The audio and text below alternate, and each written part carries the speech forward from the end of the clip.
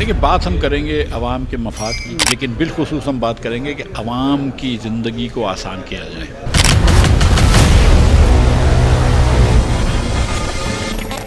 मेमन बरादरी से आप क्या एक्सपेक्ट कर रहे हैं और किस तरीके से मेमन बरादरी शाना बशाना आपके साथ चल के आपको सपोर्ट कर सकती है, because you are the one जिस पे हम ब्लाइंडली ट्रस्ट कर सकते हैं इस पाकिस्तान में। बहुत शुक्रिया आपका।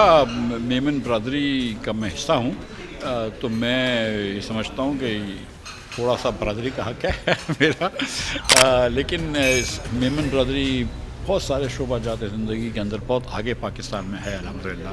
चाहे वो कारोबार हो, डॉक्टर के बहुत सारे अच्छे अच्छे मेमन आपको मिलेंगे, प्रोफेसर्स टीचर्स मिलेंगे, अब वकील भी मिलते हैं, लेकिन सियासत में कम होते हैं। तो मैं समझता हूँ कि मेमनों को अपना सियासत में भी हिस्सा डालना चाहिए, तो ये मुल्क भी आगे आएगा और बरादरी के लिए भी अच्छा होगा। मुझे बताइए सर, मैनिफेस्टो आपका 10 अगस्त को लॉन्च होने जा रहा है, क्या बड़ी बड़ी चीज़ें उसमें कवर होंगी आवाम के लिए? देखिए, बात हम करेंगे अवाम के मफाद की, और हम बात करेंगे कि निज़ाम हुक्मरानी पाकिस्तान का नाक़िस है, और जब तक कि आप निज़ाम को नहीं बदलेंगे और निज़ाम बदलने के लिए सोच नहीं बदलेंगे कि हर जगह पाकिस्तान के अवाम का मफाद जो है वो मुक़द्दस होना चाहिए, वो आगे होना चाहिए, जब तक पाकिस्तान आगे नहीं बढ़ेगा।